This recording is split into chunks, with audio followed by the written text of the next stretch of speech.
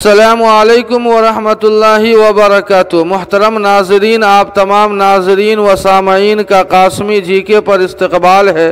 ناظرین، اس وقت دارالعلوم دیوبند سے بہت بڑی خبر کھل کر سامنے آ رہی ہے جو آپ سے بھی شیئر کی جا رہی ہے۔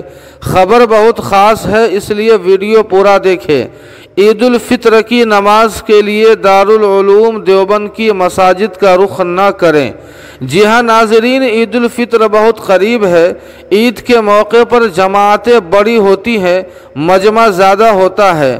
خصوصاً دارالعلوم دیوبند کی مساجد میں مجمع بہت زیادہ ہوتا ہے، جبکہ لاک ڈاؤن کو لے کر حکومت وقت نے بھیڑ بھاڑ اور بڑے مجمع سے منع فرمایا ہے۔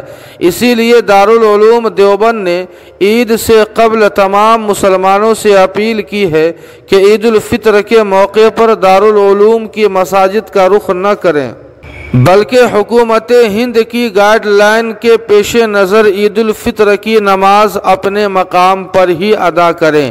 جی ہاں ناظرین، اس خبر کے تعلق سے آپ کی کیا رائے ہے؟